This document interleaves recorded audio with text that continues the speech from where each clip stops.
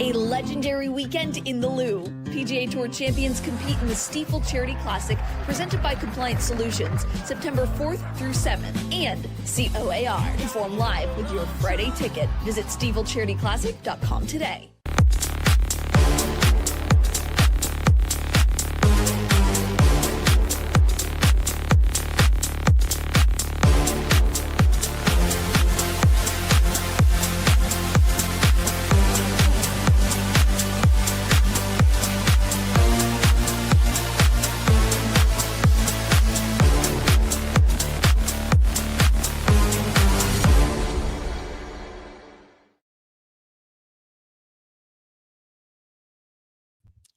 Good morning, everybody, and welcome into the Randy Karraker Show featuring Brooke Grimsley. Without either of those two people here, I'm Matthew Rocchio. That's Joe Roderick, and we're brought here by our good friends at DraftKings Sportsbook, where the crown is yours. Before we jump into the show, make sure you subscribe to everything here. Like, share, subscribe. Get this whole link out here so we can talk to everybody around St. Louis about a terrible weekend in Cardinals baseball. That's what everyone wants to talk about, the Cardinals. God, that was bad. It was bad. And it all started off just terrible on Friday. I went to the game. It was fun. My plan was, I was like, okay, you know what? I'm going to go Friday night. Maybe they call up Wetherholt. Like, I kind of decided, I think it was like Tuesday or Wednesday, I decided that I was going to go there on Friday night. And maybe JJ would be there. As Friday went along, I was like, okay, he's not going to be there. I'm not going to get there early. I'm going to get there around first pitch. Okay.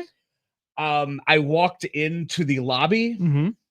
As the home run was hit. Oh, as I put my book bag on the conveyor belt to go through security and look at the TV there in the lobby, I see it's 3-0. I was like, oh, this is awesome, great. This is so yeah, was not a whole lot of fun to be out there. I will say this. I was there last weekend, last Friday night for Cubs Cardinals, and there this Friday, like the crowd was better. The crowd, it was the stadium seemed a little more packed, and Yankee fans travel well. Fans. Yeah. It was. It really. I mean, I think with interleague play, and I heard you guys on the radio, you guys were just talking about the whole Rob Manfred thing, and I know we're going to get into it in a little bit, but I will say, every other year, being able to go somewhere and plan that every other year as a baseball fan, which I think I identify more as a baseball fan first. Mm-hmm. I love going places and getting to watch the game in other places. And this is a useful perspective because I would describe myself as pretty much only a Cardinals fan. I'm a fan of baseball. And see, for me, I don't really I don't care either way, because for me, I'm not really locking in on the opponent when the Cardinals play the game. I'm watching the Cardinals play baseball. They're the one baseball team I really care about watching, and what makes me a Cardinals fan is what we talk about a lot on this show: the movements, the roster building, looking forward. Are there young players to get excited about? Do they need pitching? Who's the right-handed bat they could sign in free agency? All those things around the Cardinals are what get me.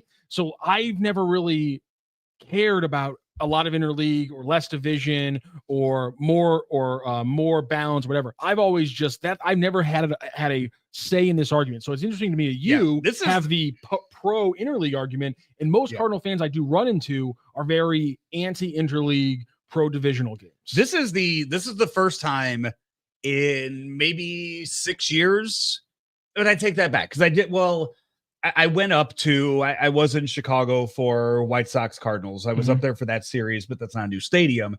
But every year for the past 6-7 years, like I've tried to knock out a new stadium every single year, at least one.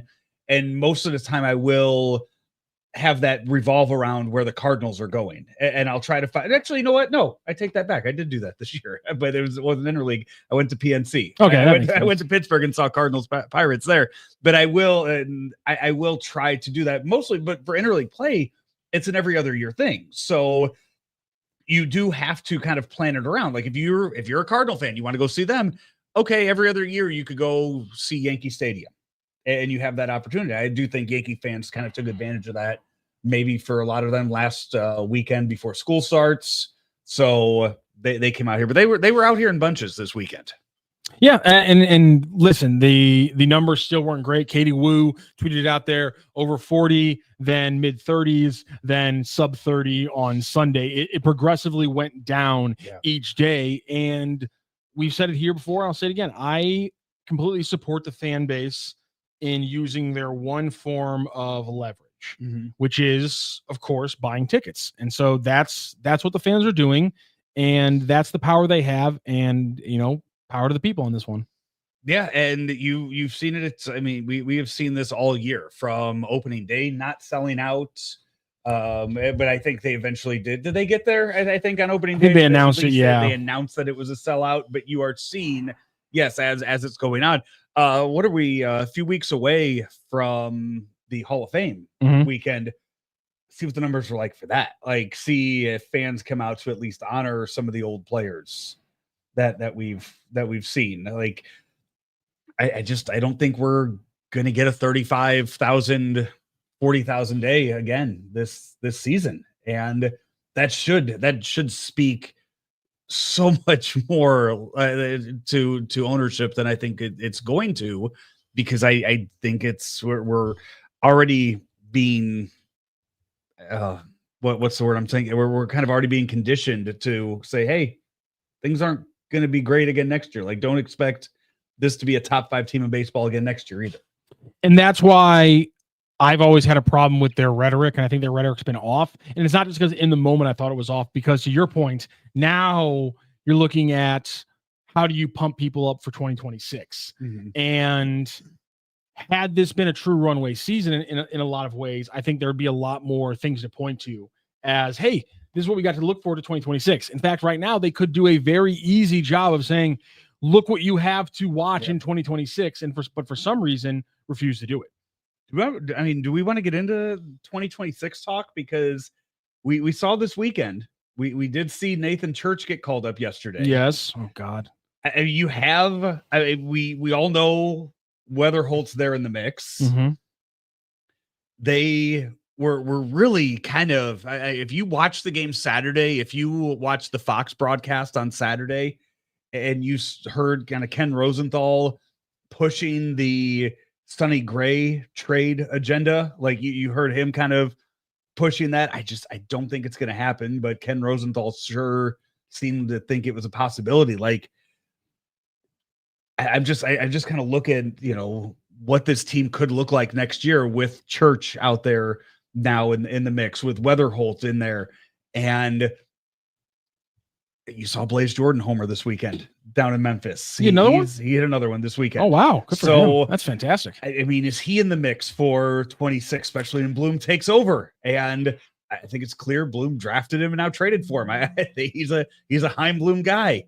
So is this more of a mix? Is this more of a runway that we're going to see next year with those 3 names now? Interesting. The 3 names being Church, JJ, and a trade of Sonny Gray. Is that what I'm just saying, if you're trading Sonny Gray, do you also? I didn't fully finish. So you're trading Sonny Gray. Can you also talk Willson Contreras into maybe taking that trade? Oh, you are full on doing. You are full on tearing this thing down to its studs. Is it? Would you consider that? I mean, would you consider that? Yes. If you are trading away Willson Contreras, is that really waving more of a white flag than what you made waving? You made 2 big free agent acquisitions after making the trades for 2 Hall of Famers in Goldschmidt and Arenado. You made 2 big free agent acquisitions. When Gotti retired, you said you had to get a catcher, and you went and paid Willson more money than anybody else was willing to pay him, and you paid Sonny Gray big money. To then take those 2 moves and also ship them out, in addition to potentially getting Arenado out and obviously Goldschmidt going away for this year, that's tearing it down to the studs. That's full on, in my opinion, tearing it down to the studs. And or you're also, I mean, you're kind of looking at the fact that this is year 3 for him, right? Willson, yeah.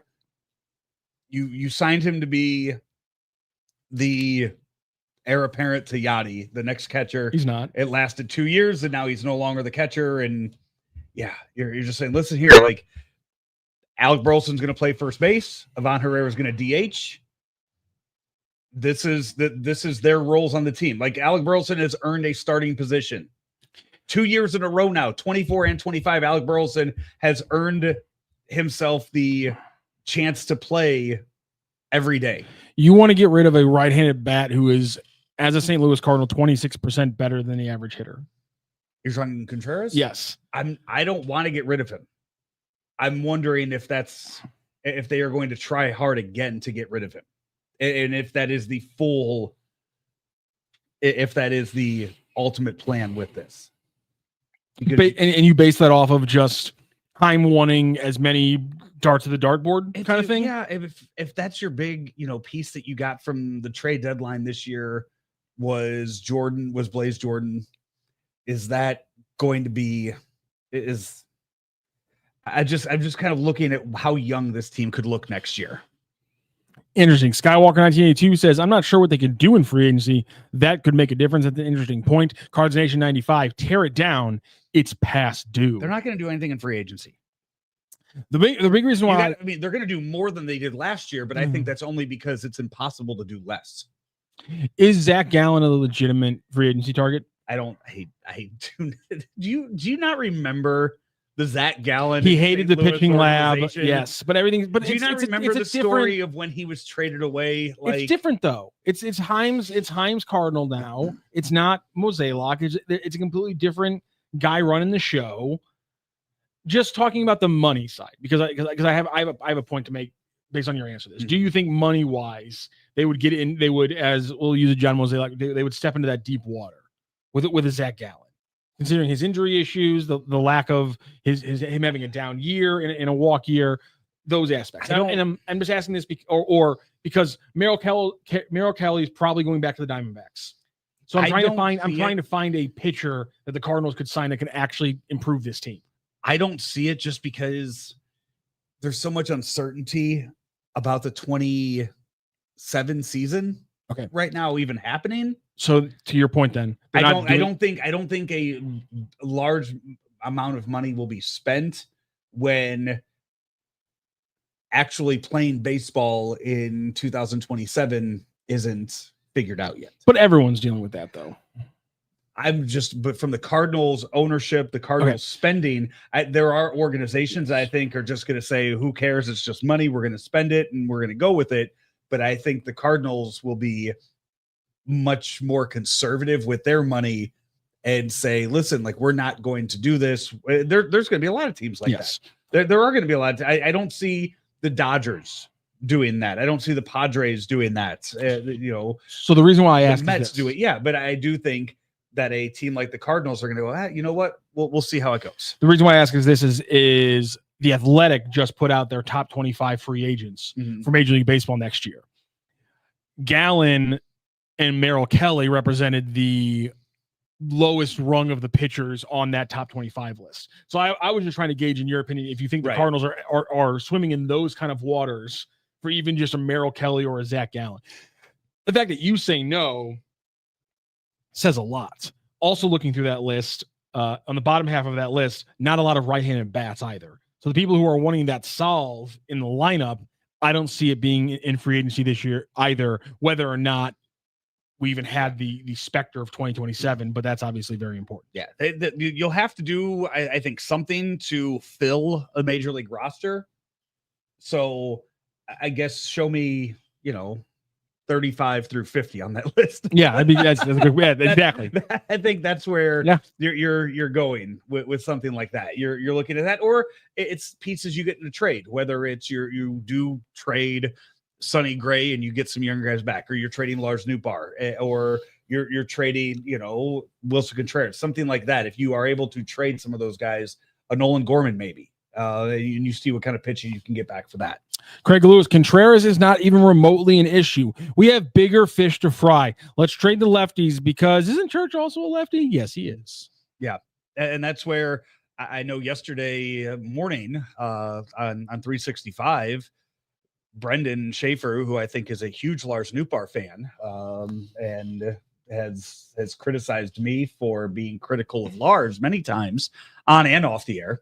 I think that this kind of opens that door, because Victor Scott's not going anywhere. But I think you bring it up and you go, okay, let's see how Church is. Let's see how he does at the major league level and make Lars Noot even more expendable than he already is. What's your issue with Lars, huh? He's not who we thought he was. He never has been. He is. I see. I've always thought he is exactly what I expected him to be, which is just a solid, slightly above average baseball player. You can read all the numbers and all the sabermetrics you want. I'm not buying into that. That he's a slightly above average baseball player. You don't think he's a slightly above average baseball player? Slightly average baseball player. Slightly average. Yeah. What does slightly average mean? Lars Noot. It's just right there. He's gonna fill a spot for you. You can put him in the lineup every day if you're not expecting to contend. Is slightly average worse than average? It's just he's a guy. Hey, you know what? He's a jag. He's a guy. He's a jag. Herrera should play left. Contreras should be DH and backup catcher. Shoulda, coulda, woulda. Ain't happening. Sorry. What was that? Herrera? Herrera should play left. Yeah. Contreras should be a DH and backup catcher. But again, it's just there's so much of a backlog there with Herrera and left. I'm fine with it. It opens up possibilities to have a little bit of flexibility with the DH. And if you need to give him a glove once or twice a week and put him out there, that's fine. And I think that's probably going to be the plan going into next year. So I'm okay with it, but it does add into that log jam that you have in the outfield with Scott and Walker and Burleson and Noot and Donovan and anybody else. Herrera. Yeah. Ghostface Gaming.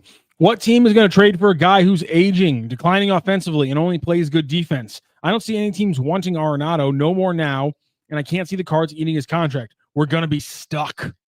I disagree with that. Which part? That they're going to be stuck with that, and you don't see a team trading for him. Think of back in the Cardinals' most recent heyday. Think back to like the early 2000s. If there was a Nolan Arenado out there and you had a hole at third base, you would bring him in. The fans would love it.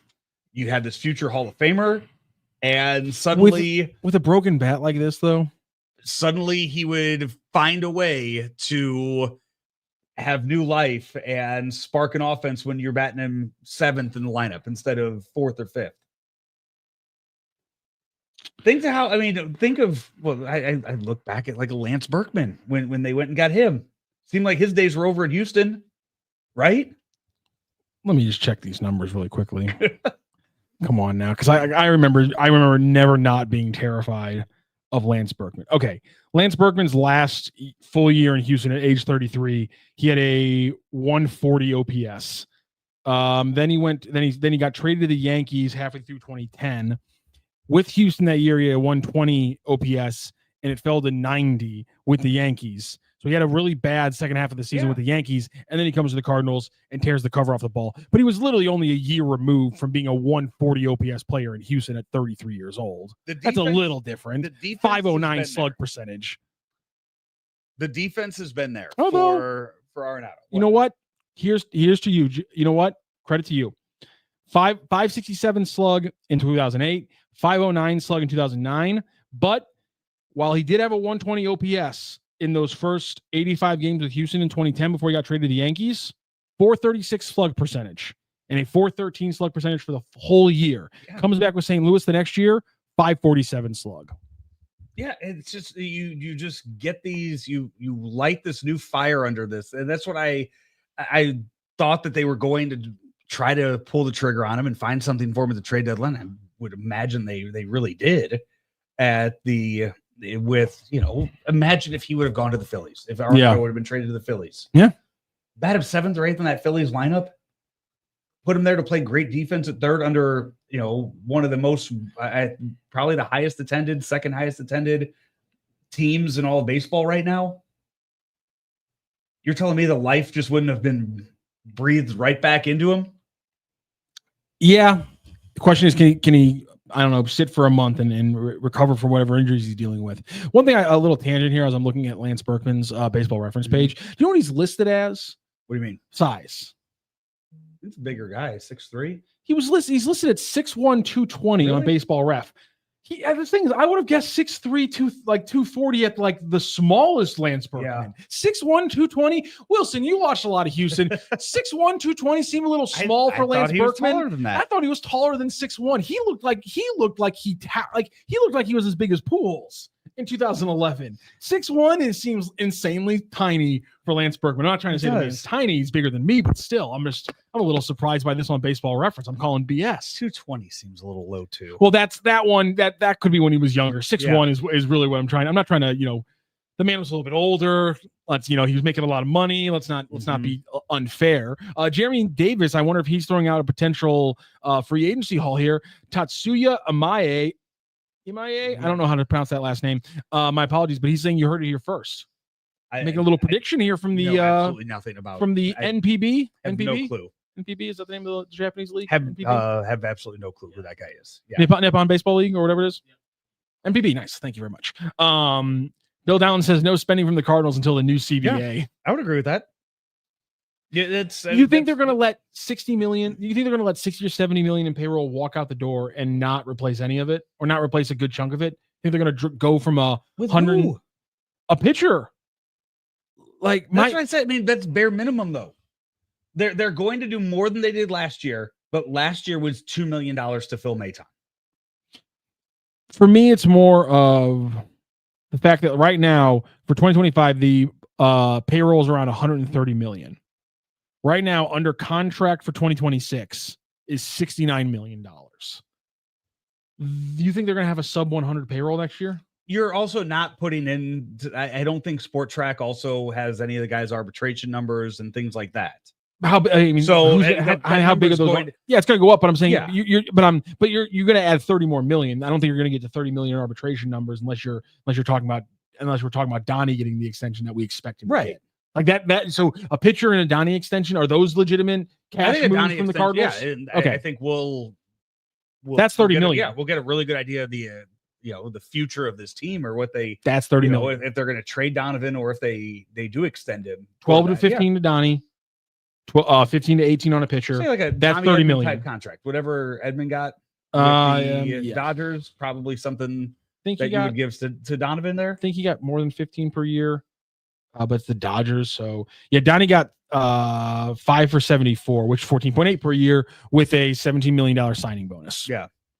And this somebody else points out, sign a middle ground outfielder to who offensively. No. That's the thing. We're sitting here talking about pitchers, like signing pitchers. Yeah, like you need actual arms. Right. What offensively, when you go and you look at what the Cardinals have here and what they have in Memphis, what exactly are you like? What could you possibly go out in free agency and get that would help me? Maybe another catcher? Like maybe no. You're gonna have 4 catchers on your 40-man next year. Do you really think that? So 4 catchers on the 40-man, not on the major league roster, on the 40-man, because Crooks and the other catcher are both in their bye year, aren't they? Brunell? Yeah. Crooks and Bernal are both in their bye year, which means so that you have to have both of them. Are either situation right now? This is my thing. Pages would be arbitration eligible. As would be, or I think so. Pozo, I think might just be a free agency contract. But my point is that are you gonna just carry Pozo as a pinch hitter next year? I'd like it, but I don't see it. Are you going to give innings to Crooks or Bernal over Pages, who manages your staff so well? I don't see that happening. That's why I've been kind of jokingly saying if everything with the JJ Wetherholt thing is about the 40-man roster, why isn't Jimmy Crooks up right now? Why isn't Bernal up right now getting innings? Because these guys have to be on the 40-man next year, and neither of the catchers you have are our catchers of the future. Rainiel Rodriguez is probably the catcher of the future, but you got to probably bridge the gap until he's 21. He's 19 years old right now, so we're talking about 2 more years till the real catcher of the future comes up. Why are we not seeing anything from Jimmy Crooks, who it'd be nice if maybe he could be a factor in the Cardinals lineup next year? I think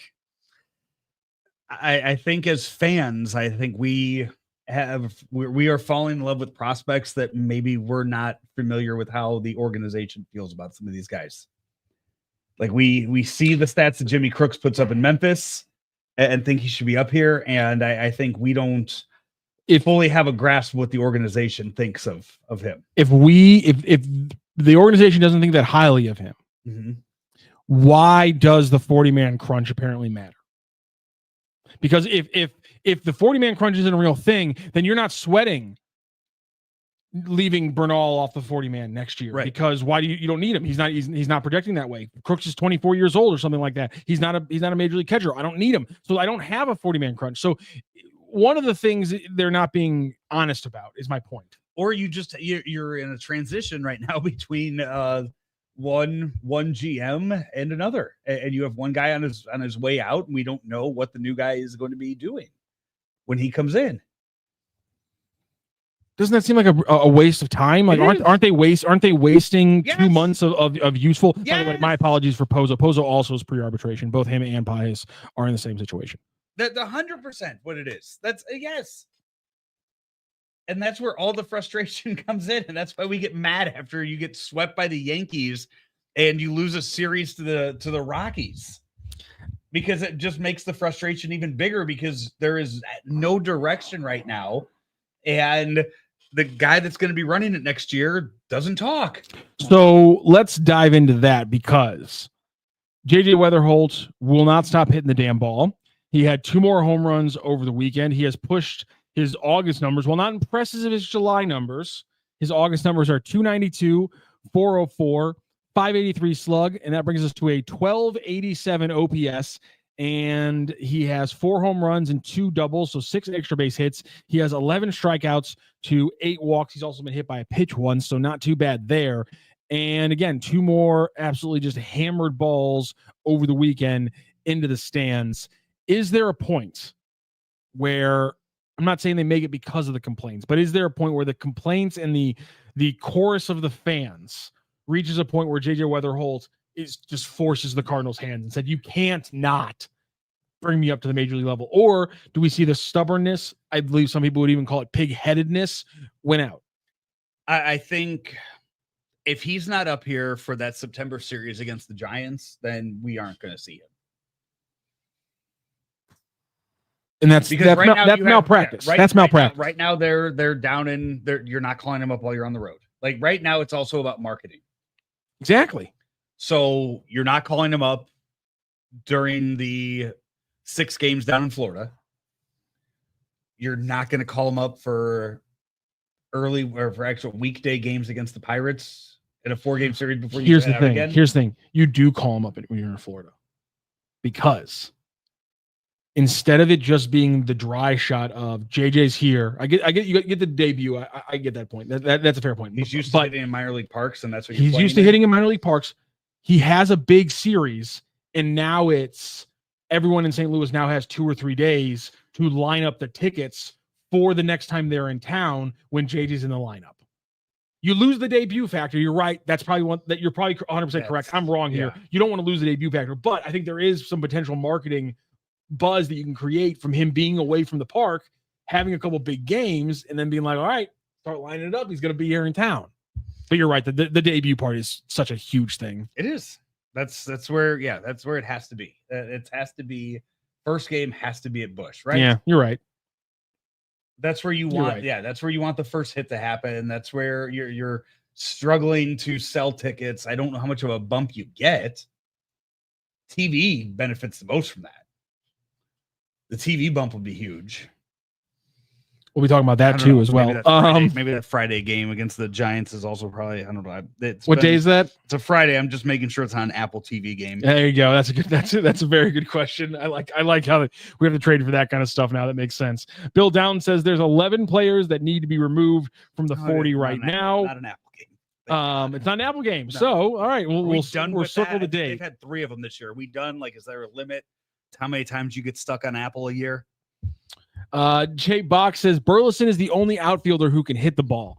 Listen, I understand that people have their own issues with him, but you have a right fielder who's 23 years old and over the last 30 games is hitting 340. What, like, you're gonna look me in the eyes right now and tell me that Jordan Walker can't hit the ball? Come on now, Jay. Let's not be too ridiculous. Yeah, I've Jordan Walker, Nolan Gorman, Mason Wynn have all been pretty good since the All-Star break. All three of those guys have been have been fun to watch. I think since they've returned from the second half. People still bitch about Gorman, but I think now that's the Cardinals doing him a disservice with the defensive stuff. And that's in my opinion. I don't think it's a disservice, though. I mean, well, no. To figure out, okay, is their rhetoric around his play there. Yeah, I think it's been a disservice. I think it's been ridiculous that we've heard. Well, you know, he needs to get those defensive plays figured out. I respect Ollie for criticizing his players, but if I'm Nolan Gorman, my hands are up and I'm going, I've been playing the position you've had me at, and then you just move me there, and I'm supposed to just snap right back in. People call it the hot corner for a reason. A lot of MLB players can't play this. And that's my thing. But my point is that there should be less criticism for him if we know that the thing that's causing him the issues now isn't an issue. The arm has never been an issue with Nolan Gorman. So let him figure out, let him dial in the arm. As long as he's got the quickness and the agility to make the quick play at the corner, we know he's got the arm. Doubting his ability to play third base because he's having a bunch of throwing errors is a mistake, in my opinion. And it's a bad bit of rhetoric coming from the Cardinals. Play him every day. Let him get 7 games in a row at third base or something like that, instead of being like, wow, only 3 games in a row at third base, the first time ever in his professional career. Oh, no, he's got 2 throwing errors. Let's bench him now. It makes no sense. You're not a winning team. Stop making decisions that winning teams make. Grit and bear it, bite the bullet, develop the player. I think we're going to see a lot more of them there. The rest of I believe surely today, now. I believe today is when Arenado is going to be reporting down in Jupiter and starts rehabbing and start some sort of workout. Over under 1 full series of Arenado getting 3 straight games at third base. 0.5 series of Arenado getting all 3 games at third base. Does it happen this year? Over under 0.5. That's my over under for that happening. The fact that by the way, I'm just trying to think. The fact that you're thinking about it says a lot. The fact that you're thinking about it says a lot is a problem. Like 3 straight games, I think that's not asking a whole lot. No, but it'd be dumb for the Cardinals to do it. Yeah, is my point. Is that it'd be dumb for the Cardinals to give Arenado 3 straight games after he comes back. And the fact that you're thinking about it, not going immediately. No. Why would they ever do that? He's not going to hit enough. You have to get Gorman at least 1 start in a series. That should have been your immediate response, but you didn't have the confidence to say that, and that says a lot.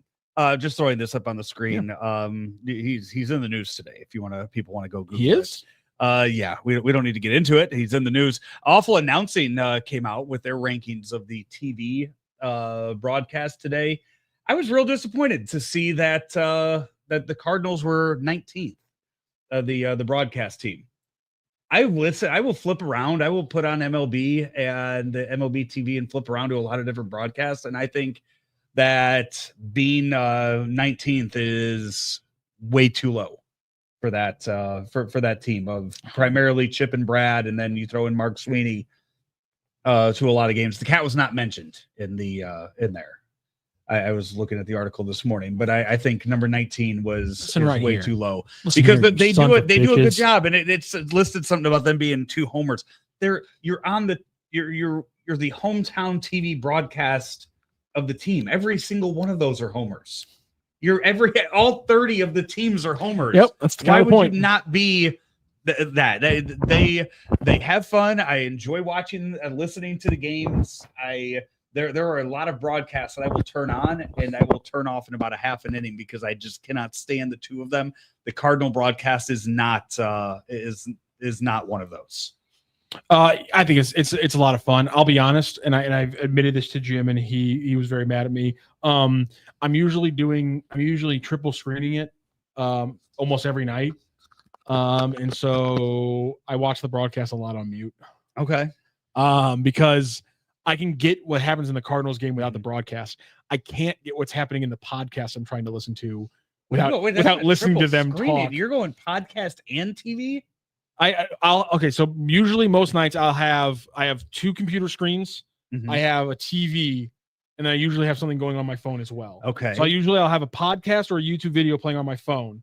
I'll have 1 sporting event on my TV. I'll have a second sporting event on one of my laptop screens, and then I'll usually have another thing on my other computer screen as well. So I usually have upwards of 4 or 5 screens going most nights. but I can only deal with audio coming out of one or two of them. Mhm. And so, but I'm listening to I'm watching a YouTube video or listening to a podcast, so that has to get sound. So everything else gets muted. I will. So I usually double screen. So like on a Monday night, I will have the Cardinals muted, and I will have Monday Night Raw on the other screen for that. So I'm usually running Football Manager on one of the screens as well, which is a video game. Oh, but it's a video game where you have to wait long periods of time between stuff. So it's perfect. It's perfect for what I do. And then, in a few weeks, we then will have Monday Night Football. So then I have to. Monday Night's big for you. Yeah. So then I have to figure out that. Usually when I was playing fantasy football, this is now my second season, my second year not playing fantasy football. How do you feel? It was so liberal. It was one of the most enjoyable football watching seasons. If I remembered before kickoff, I would jump on DraftKings and I would throw together a little like touchdown parlay on that.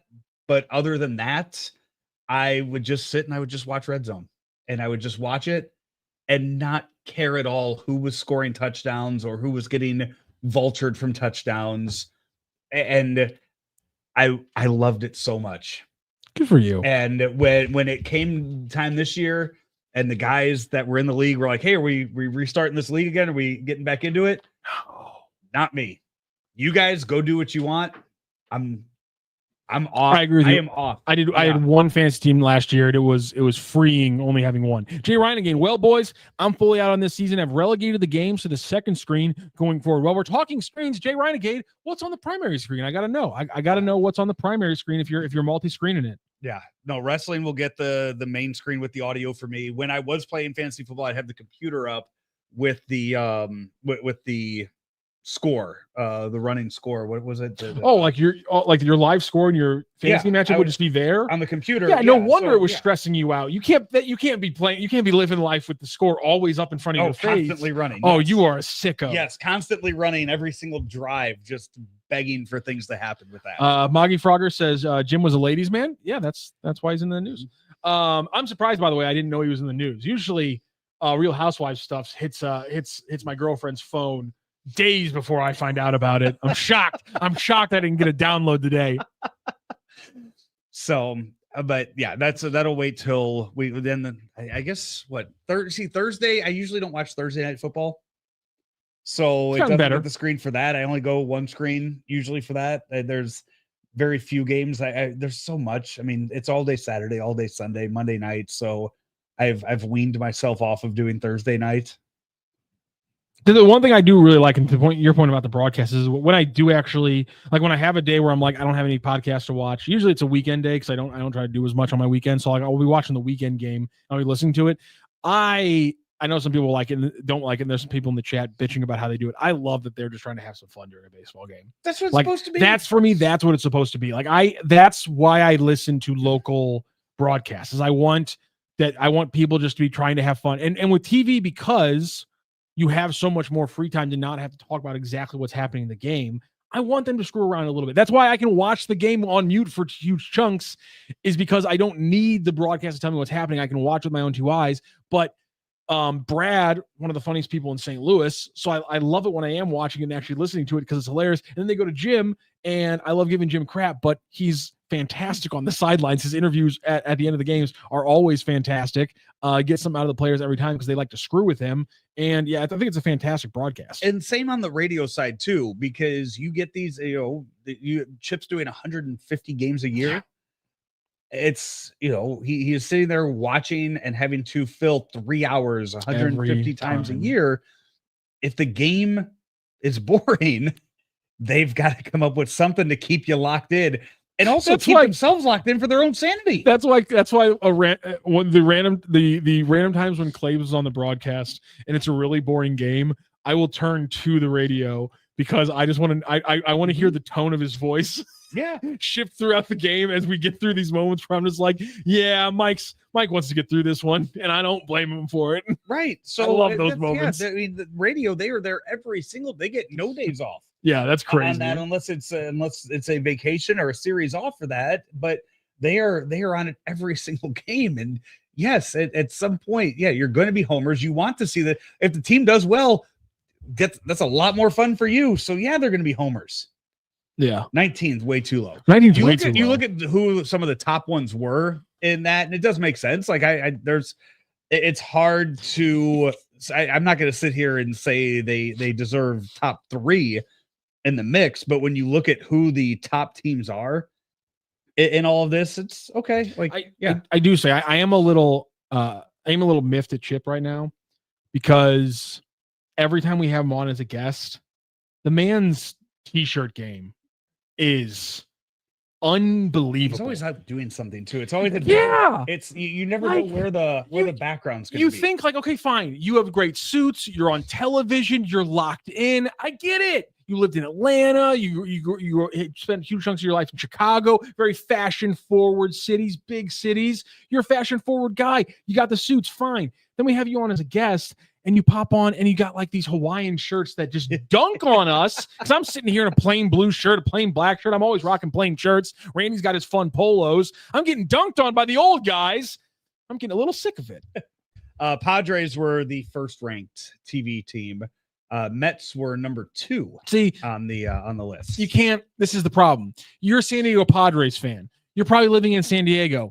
You're too happy about like life in general that like how good is your broadcasting? They're the best. I mean, I'm just sitting out here on the beach. It's 78 degrees. I'm listening to Padres baseball, and we got the best team in the land. Of course, people in San Diego are brainwashed because everything's wonderful there. I don't buy it. New York, them getting a high listing, that's impressive.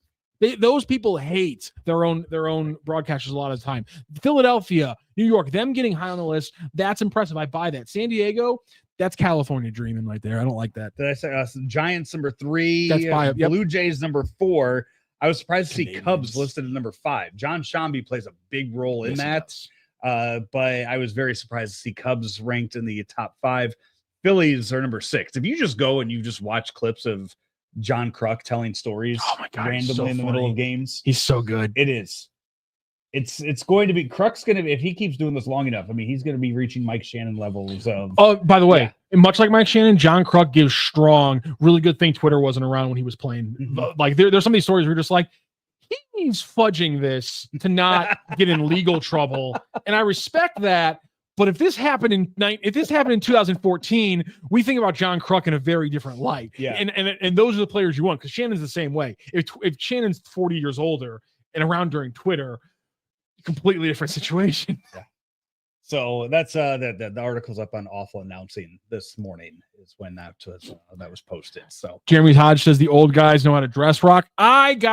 I have shoe game. I have fantastic shoes. I got a brilliant pair of high top New Balances with some orange on them right now. I mean, come on, Joe. I mean, you do have a good shoe. Yeah, I got great shoe game. But you see, we shoot this show from the damn mid chest up, and all I got is we don't have a single watch. Show that will show off your shoes. What am I doing on this network? On the on STL Sports Central, where your shoe game. How was that? You know what? For some reason, you guys called me, and I was like, "Yeah, no, this sounds great. I'm going to be on camera. That's fantastic. I got good hair." At no point did I say there's going to be a full body shot so I can show off the shoes. I didn't check, and that's on me. And now you guys all get deprived of my shoe game. Maybe I'll make a shoe cam on the show.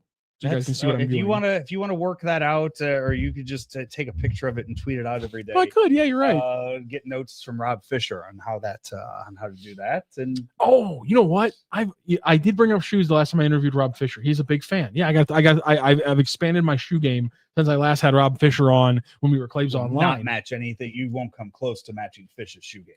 No, God, no. His is impeccable. Just put your shoes right. Randy's not here. It's you and me running things today. Just so you can just pop the shoe off or just put it up on there. I don't know. However you feel that you need to do it, Rock. I think I'm flexible.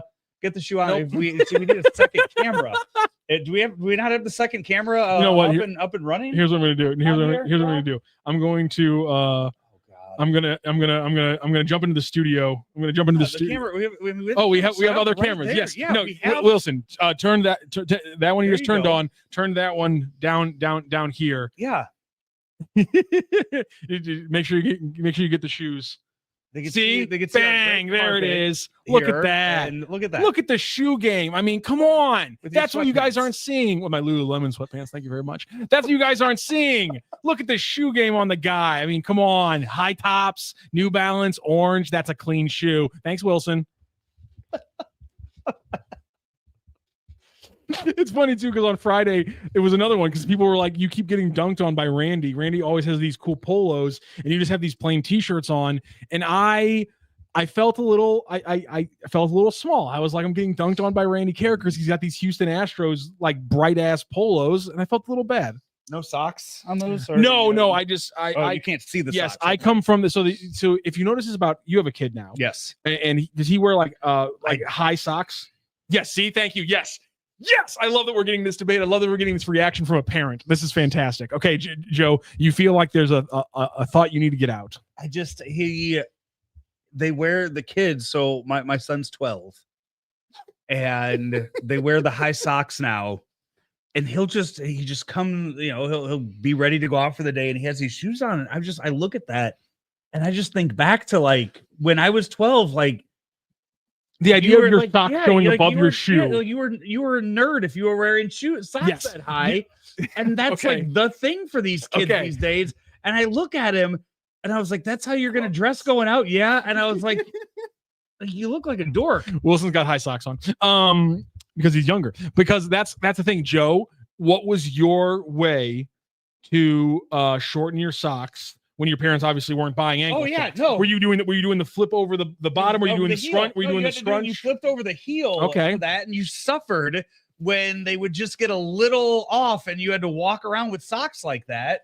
Yeah, I switched between. At first, I was a big fan of the lower on the sock and then flip over the toe of the sock because.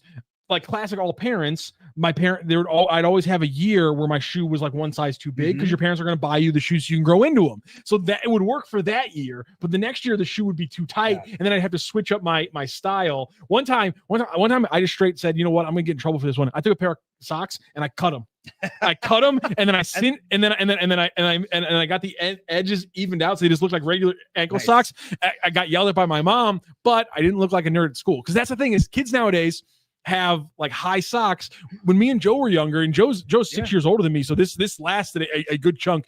Having your socks show above your shoes was no-show socks. You were going to get murdered at school. If I could see your socks, if they weren't lower than ankle socks, you were going to get absolutely torn apart at school. Right. And I just thank God he's not because I know there are kids his age that are like sneakerheads and that will go out and they want the they go out and get the Jordans and whatever else. I'm so thankful that he's not, because I'd probably buy them for him because those shoes they look good. Yeah, you're right, they do. And he does not care what kind of shoes he has. So I've offered to buy it because they make Jordan cleats now for baseball, and I've offered to buy those for him. Like, hey, you want these? No.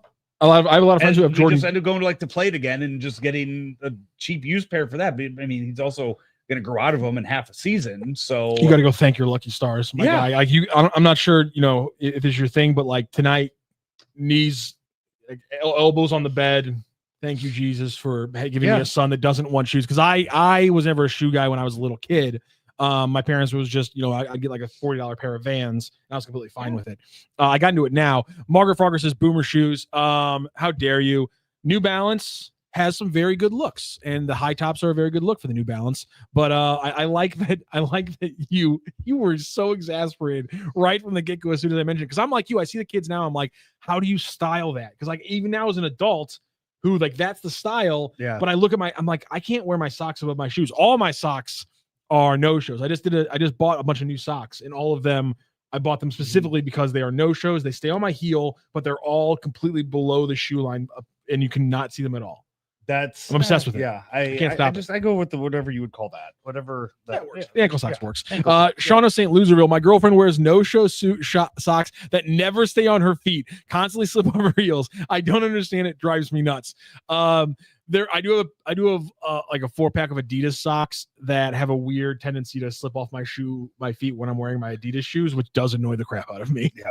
That's there's a few that I don't tie shoes I have that I don't fully tie. Do you have them you have them pre-tied? Yeah. Oh man, I need to do that more with more shoes. I used to do that when I was younger, man. I loved having pre-tied shoes, but it messes with it tears up the back by just slipping your foot in there. Yeah, it degrades the shoes faster. This is from Cole Bassett saying on this the pants over the knees, like they have baseball pants now that are basically shorts. Yes, and it's such a terrible look. I love high socks. I had one kid for me this summer that played like that, and I made fun of him every time he wore those pants. I love high sock Sundays though. When the Cardinals were doing that though, I loved high sock Sundays. But they're past the knees now. Yeah. I don't. Randall Grichuk wears those. No, Randall Grichuk was the one I think started it. He was the first one that I saw do it. I really like high socks in baseball. I'm a sucker for in baseball.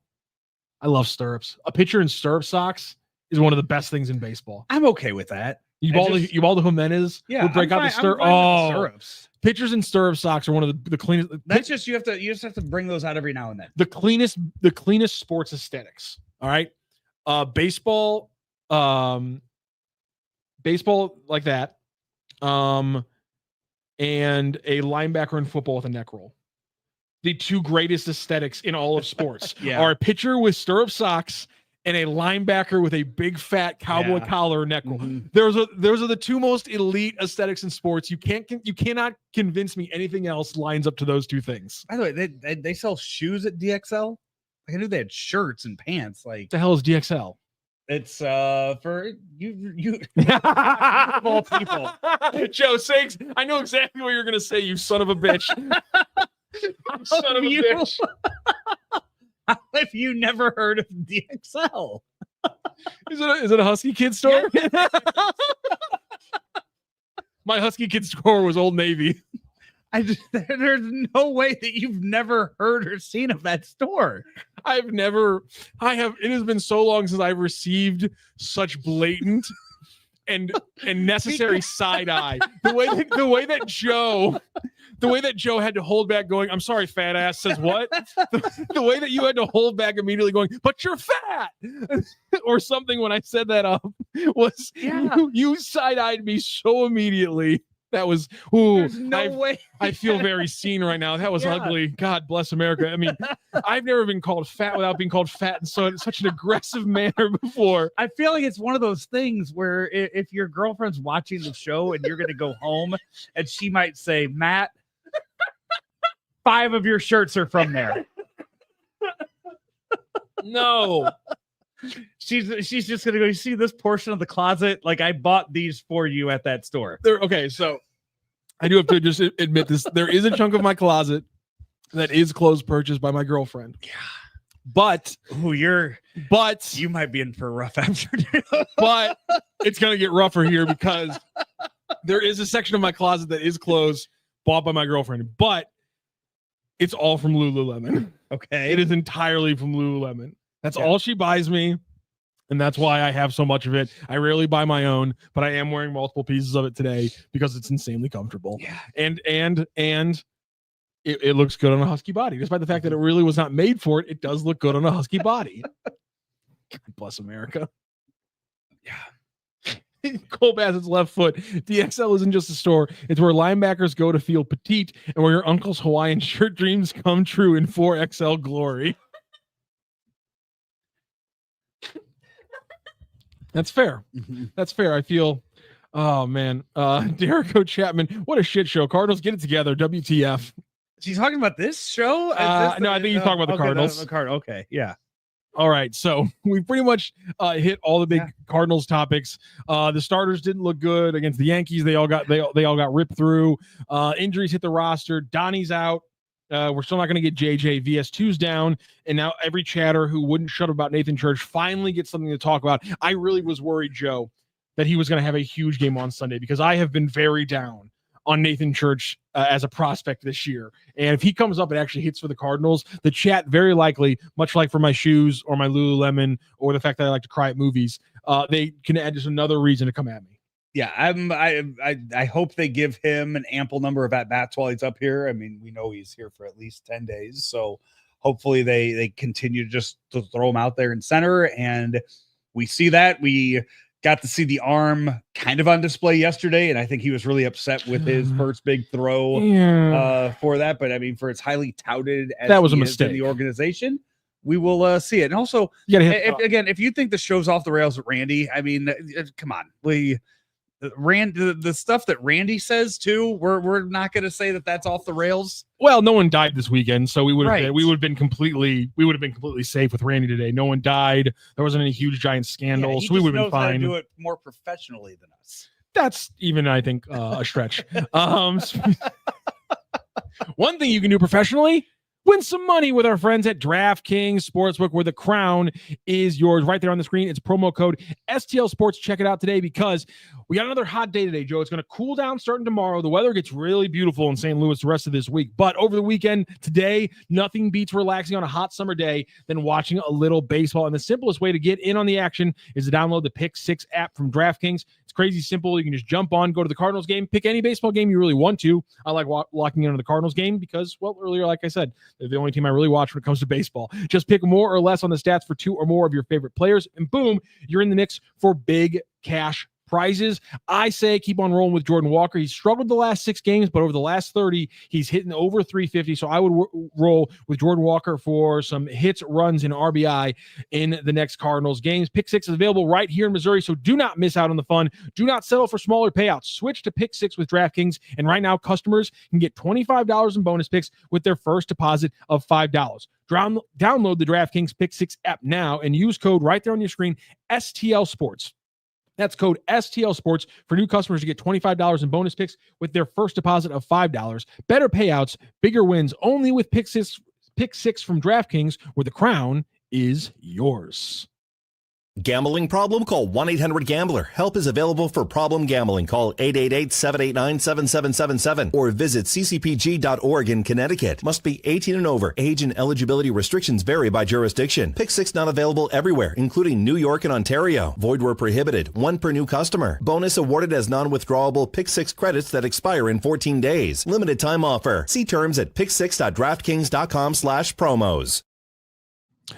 Joe, one of the big things that's happened over the weekend was a statement from Rob Manfred. He was on the broadcast, the national broadcast last night, and he let a lot of people, or got a lot of reaction from people when he pointed out the potential for expansion, but also what could happen if they expand. Rob Manfred on the broadcast: I think if we expand, it provides us with an opportunity to geographically realign. I think we could save a lot of wear and tear on our players in terms of travel, and I think our postseason format would be even more appealing for entities like ESPN because you'd be playing out of the East and out of the West. Your thoughts on Rob Manfred on the broadcast? We're headed there. We're 100% headed there right now. I don't think there's any doubt that it's been in talks for a while now about the realignment. I know that's kind of what you guys were discussing this morning in regards to interleague play and how that would look with this, but right now you're playing you play the Cubs 12 times a year. I like playing every team. I like seeing every team. Are you going 4 divisions, 4 teams in each division, 2 leagues still? I think that probably makes sense. Keep American and National League. Keep that's fine. But everything, I mean, I'm more than fine with doing that. Keep American National League. You're probably going to upset some people with some of the traditions. Leagues don't matter anymore. That's a good point. Having that, but that's okay. You still have the AFC and the NFC and the NFL.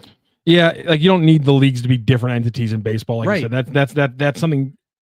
Although it is something that's unique to baseball, and do you lose something by losing that unique factor? And I think that's a fair question. Let me throw this up here.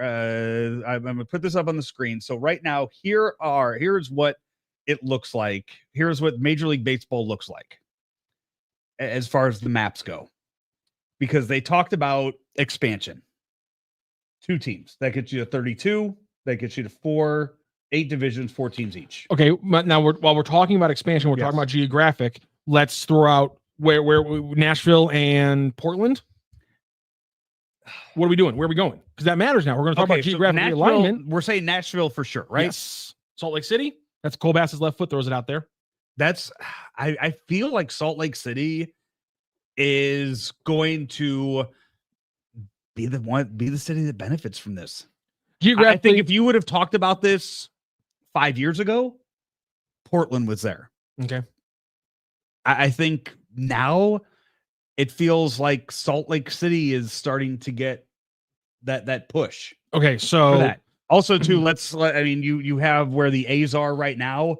Vegas. Move them to Vegas. So we're going football in this, right? 32 teams, 16 conference, 4x4. Yeah. So Seattle, Oakland, the A's, and the Utah team. Seattle, Vegas, LA, and the Utah team?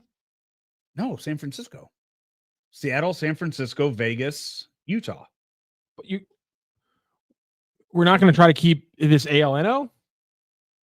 I think in some cases, I think it goes out the window. Out of here. You can't just make the Giants cannot be an AL team. No. Okay, so then that is blasphemous. Angels. Okay, so Mariners, A's, Angels, Utah. Yes, there's one division. Okay. Giants, Dodgers, Padres, Diamondbacks. Okay. In the NL. Yeah. But now we immediately lose the geographic thing here with the National League. Because what the hell do you do to the Rockies? Rockies, Royals, Texas, Houston. So now the Rangers and the Royals are in the National League, or the Rockies are in the American League. That actually makes sense. I actually love the Rockies being in the American League. That fits for me. I like this. All right. Then you put the Cardinals, Cubs, Brewers, Nashville, and do you move Minnesota to the National League? Do you do? See, that's what I'm saying. You start just calling it geographic and all. Or does Nashville go with the Braves in Florida? God, that's a good point. Well, my grade does say a lot of the chatter is Charlotte and Nashville. Charlotte certainly helps you do Florida and the East Coast. I think if you're giving Nashville, I think Charlotte loses out on that. You got to go west somewhere. So we're doing East, West, not National League, American League. Just after that, you figure it out after that. This is tricky. But I think Cardinals, Cubs, you have to keep Cardinals, Cubs together. Yes. Do you go Brewers, Twins then? Cardinals, Cubs, Brewers, Twins, because this is I cannot imagine. I can't do this. I cannot imagine that Milwaukee would want to lose that the Cubs in there. No, I can't. I think that's where you go next with that, and then then you have Sox, Reds, Tigers, Guardians. Yeah, I guess. Yeah, Manfred did say it would be East-West for the World Series, so yeah, it makes sense. Oh my God, not having National American League would bother me so much. That's where I'm going to get old school. That's where I found out where my old school barrier is. Yeah, calling the Boston Red Sox in something other than the American League just sounds icky. We need a way to be able to draw on the screen here. Well, you can. We have ways to do that in real time. Yes, we have ways to do that. Really? I figured out how to do that. Okay. Joe, you need to get on my level, my man. Here's what you're gonna do. In real time, I can circle which teams I want. Are you ready for this? Here's what you're gonna do. You're gonna take that little picture you got right there. Okay. You're gonna go put it in a Canva. Go put it into Canva on its own. Trust me. Okay, I know what you're saying. Yeah, you can draw. Too much to do right now. You can draw. You can draw live. If you listen to Boots on the Ground, you know you can draw live because I'm doing live drawing on our soccer podcast. Thank you very much. You're sharing the screen. That's what you're suggesting. You're damn right, I'm sharing the screen, and I do it that way. You're damn right, I am. Am I wrong? So do you dare put a division together in all of this that is Boston, New York, and Philadelphia? So the Mets just okay. So this is the Mets just play the Phillies all the time. We don't have any more Mets, Braves, or you get that. You still get that once a year. I hate this. And then you have another division that is Nationals, Orioles, Pirates, Blue Jays. Nationals, Orioles, Pirates, Blue Jays. Yes. Jesus Christ! Just a division without a single person watching the TV markets. Like, my God Almighty, Joe. Baseball's going to put all that in one division to play against each other all year. That's terrible. You're going to have the holiday kids playing each other a whole bunch. There you go. I like that. That makes sense. This is a very screwy idea. The fact just getting rid of, just going east and west. I get the geographical side of things. I don't like this at all. This bothers me. Reds stay in the division with Nashville as rivals. For the Cardinals? So Cubs, Nashville, Reds, Cardinals. And then you go, and then you go White Sox, Brewers, Twins, Tigers. Who do you want Toronto's rival to be? Detroit or Cleveland? Or do you keep Detroit and Cleveland together? Toronto's rival should be the Yankees. Yankees have the Red Sox. The Yankees versus the only Canadian team. It fits. It's American versus Canada. Literally, it's the Yankees. Also, I mean, are you really? I'm not putting a whole lot of stock behind divisions TV markets. Neither am I. When you threw those all together, I was like, I'm ungodly bored by all four of those teams. Mm-hmm. Yes, thank you, Cole Bassett. Toronto's rival should be the Yankees. I agree. You Mama says Mets, Blue Jays, Pirates, Guardians. That is pretty easy to travel. Then it gives you Phillies, Orioles, Nationals, Braves, or Charlotte. I like that. You need to have Orioles. Okay, this does create some fun things. Getting rid of National American does create some fun things. You now have the LA is kind of like the basketball. Mm-hmm. The New York kind of becomes like basketball as well too. Yeah. I like this. This could work. And let's be honest here too. Like we're trying to make this perfect.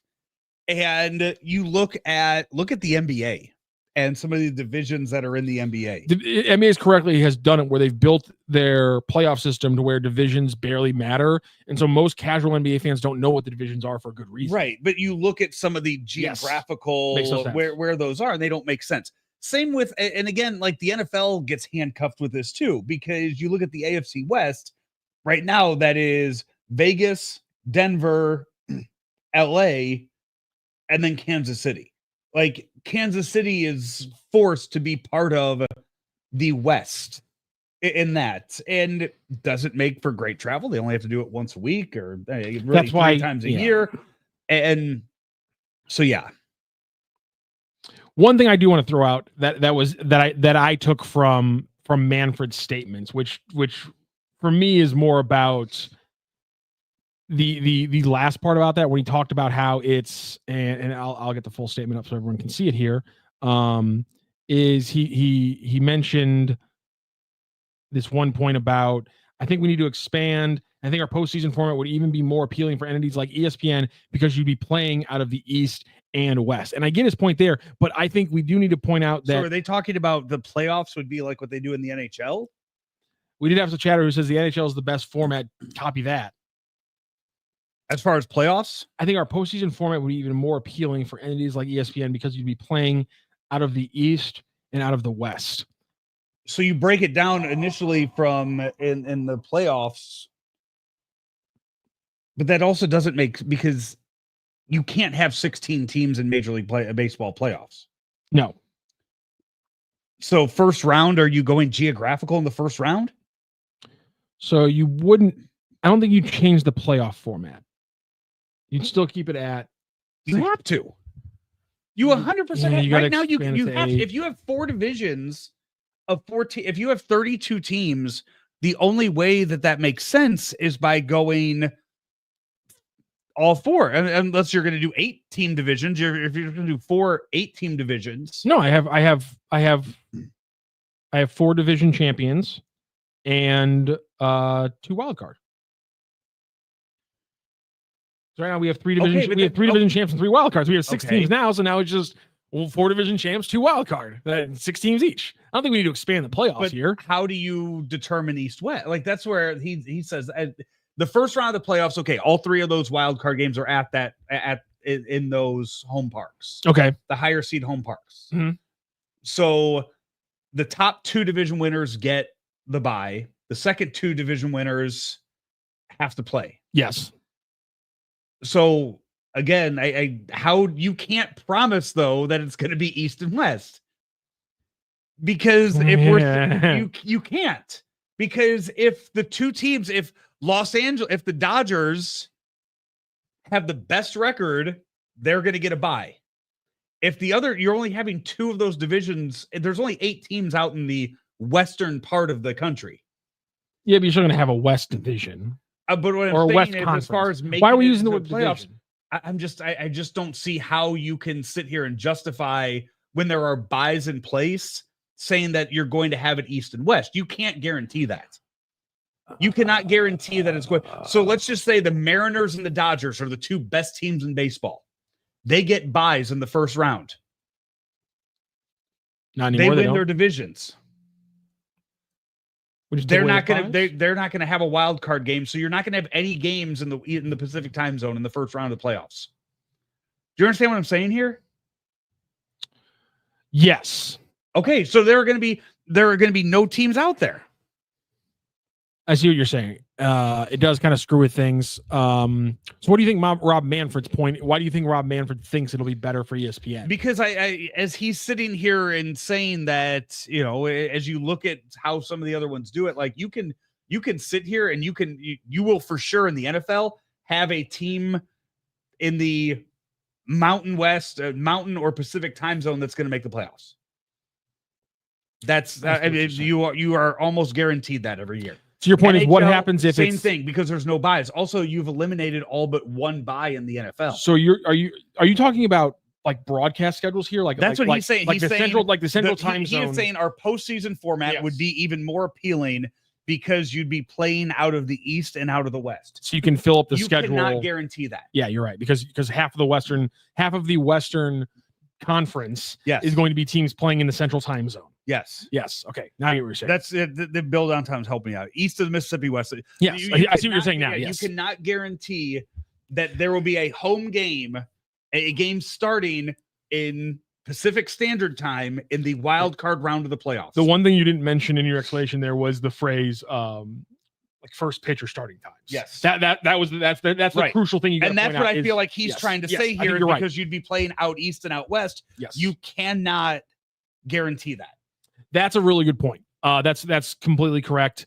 That's where you get the benefit of having the full data program across all 4 time zones. Yes. And you lose that, or all 3 time zones, I should say. I don't know why I said 4. All 3 time zones. I guess there's 4. But there's only one that no one cares about Mountain. It allows you to program it throughout the entire day, and you don't have that if everybody who's winning in the Western Conference is actually in the Central Time Zone. That's a very good point.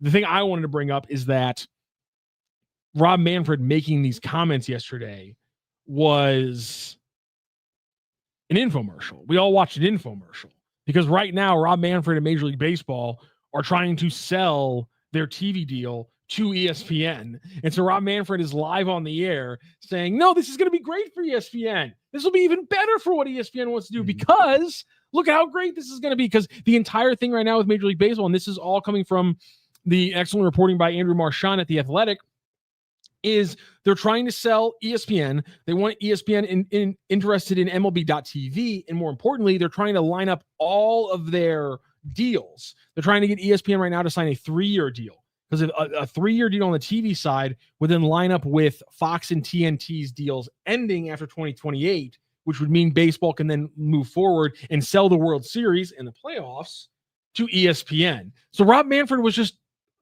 on a salesman's trip on the broadcast last night. He was literally just doing a quick little PowerPoint presentation in front of ESPN, but globally in front of the entire audience. And I thought that was very interesting that the salesman for baseball was out publicly doing a little salesmanship. ESPN is we know they have the money to go out there and bring baseball back, and they will spend on live programming. Live events. What's their current deal now with the NFL? It's massive. Yeah, it's right. I mean, they sold 10%, and they get NFL Sunday Ticket. Yeah, Red Zone. My apologies. They get the network, they get Red Zone, all that stuff. They already have, and they just had a big deal with TKO. Yep. The other week, which now they own all of that. Wrestling, WWE, and UFC pay-per-views are all going to be on their side of things, on their new, on their app or their streaming service. You're going to get baseball too. I'll tell you, in the end of this is now you have NBA moving to NBC this year. Mm-hmm. They're still going to be on ESPN though, and they're going to be on NBC. At the end of the day, hockey is really screwed. They are going to. There's not going to be pieces of the pie left. Do you think this deal that you think MLB is actually going to come out better on this new deal with ESPN than the one that they scrapped a few months ago or a year ago? I don't. As a viewer, I don't think we're going to notice any difference. Yeah, but when you talk about the money being injected into Major League Baseball again, because that's been a big conversation around the Cardinals, is the money just hasn't been there. They haven't been getting the check guaranteed every year. Do you think getting back in with Major League Baseball, potentially even ESPN taking over the direct-to-consumer broadcasting of daily Major League Baseball games through MLB.tv, is that better for the future of Major League Baseball broadcasting? Does this get them a bigger deal than the $550 they're getting now that could eventually then lead to the Cardinals having money to spend on the payroll again? That's the question. Are they going to be able to get enough? Cardinals will benefit locally from a local TV deal. Yeah. I don't think looking at what ESPN is giving them is going to help them improve in any way. I think they need the local TV deal before anything else.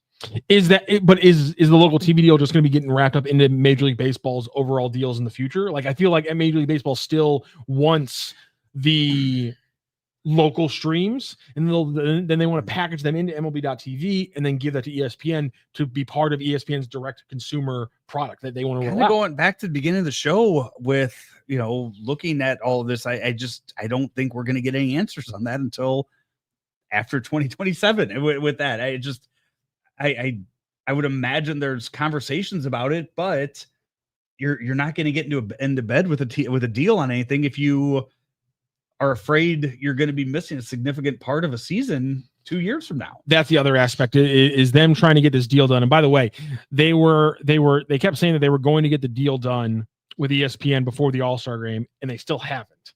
And so I also think it's interesting that the deal hasn't gotten done, and now Rob Manfred's going on TV to sell why the deal will be so great for ESPN in the future. By the way, ESPN, Man of the Dark says ESPN only got WWE. Shows, I only care about WWE. So yes, you do. We know. I figured it was one TKO. I figured it was the other. So sorry, I didn't pay. Joe wants his blood sport choreographed. Yes, it's supposed to entertain me. An eye getting popped out of somebody's socket isn't entertaining to you? No. All right, fine. But I whatever they had this. So this weekend they were in Chicago, right? UFC Chicago, yeah. They were. According to there's a Twitter account that I follow that is, let me just get the actual name of this. It's it's a ticket web. It's all like Wrestle Tix is the name of it. Craig Lewis, Wrestle TIX. And whatever they show how many seats are available for shows. Whatever the UFC one was this weekend, there was one ticket available is what it showed. Jesus. Yeah. Yeah, it went pretty big. Craig Lewis, according to BD4, we are too stupid to understand that attendance pays the salaries. It's not the TV money. You're adding a generation. But I don't think that's exactly what he was saying. But I know that quote gets St. Louis fans riled up, so I got nothing else to say to that. Craig Lewis says 3, not 4. You're adding a generation, Craig.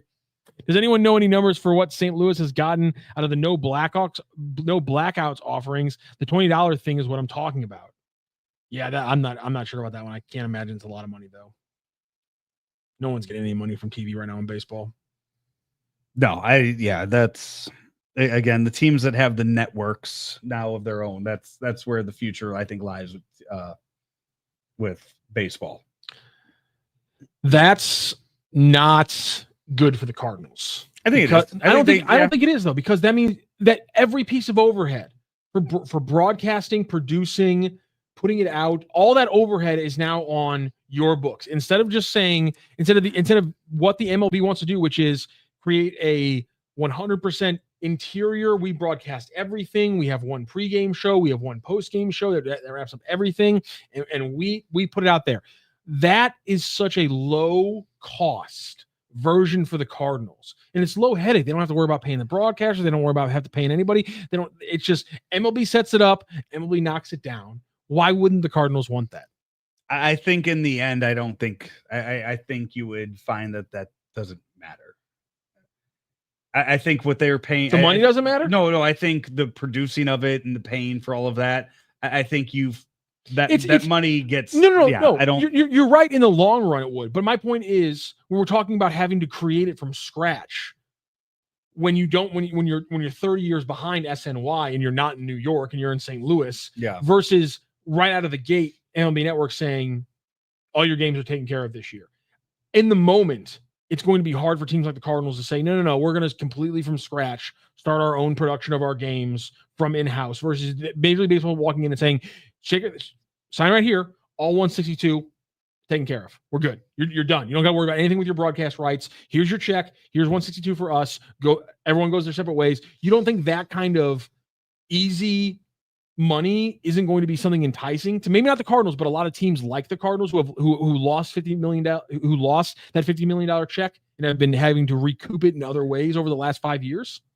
I feel like having a network and having access to something 24/7, you can find other ways to make money on top of that. Then, yeah, you're gonna have to find ways to program outside. Yeah. That's the other thing. You have to find programming that isn't Cardinals games to fill your network. Old Cardinal games. Yeah, that's true. But who has? Yeah, I guess my thing is, does the Cardinals own all the rights to their old games? They would have to, right? They would have to, right? Yes. I would imagine they would. A big issue for me is the broadcast is all ads, very little storytelling, and guests like they used to. Jack Buck wouldn't be Jack Buck in this era. I disagree with that. I disagree with that as well. I think you work the ads in. Different broadcasts are going to be built for different ways. Wonderful DraftKings ads that we do each and every day. Different broadcasts have. I mean, look at not just that. Look at what they. I mean, you know what Jack Buck couldn't do. Was a picture-in-picture ad read. Yeah, like you can do an ad read right now, and the ad runs without sound on the right side of the screen, and then here I am still broadcasting the game on the left side of your screen. Right. Like that's not something they were able to do even 10 years ago. And so I just don't know if that's one of the issues right now. You could throw it up there. Just like this right there. Yeah, right there. Right there. Could be right there. Right there. Yeah, there you go. There. Little ad right there. Bobblehead was on my way there. There you go. There you go.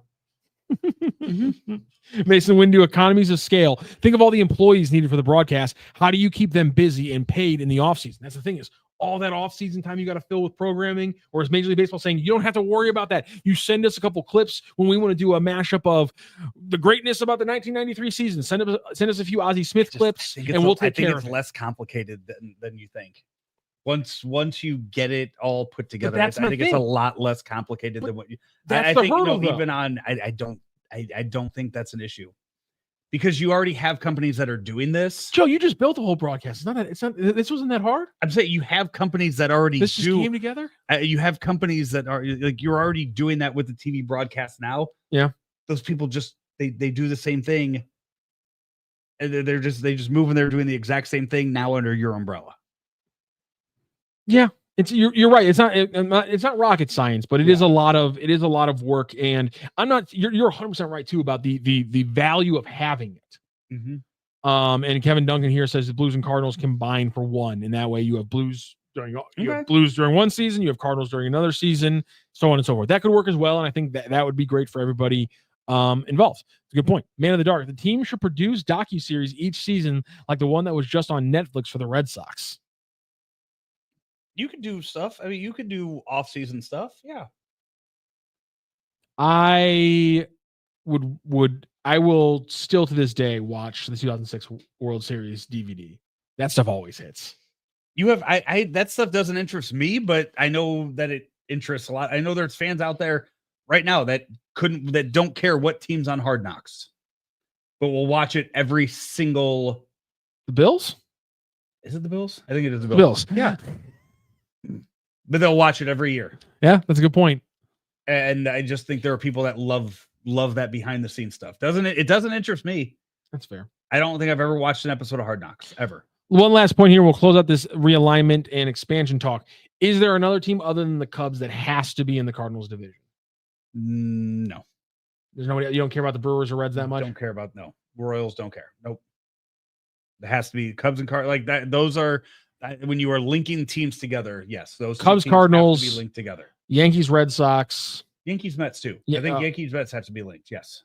Really? You're okay. Really? Yeah. Okay. I don't think the Phillies have to be linked. Like I don't. Anybody else? Like you tell me Phillies Mets. I don't think Phillies Brave? No. I don't think that matter. I think that you figure that out as you go. Any other teams that have to be linked?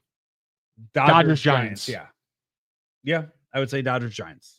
Dodgers, Giants, Cards, Cubs, Yankees, Mets, and Red Sox. Yeah. He's trying a third team to throw into that mix. All right. Fair enough. I would think. Yeah.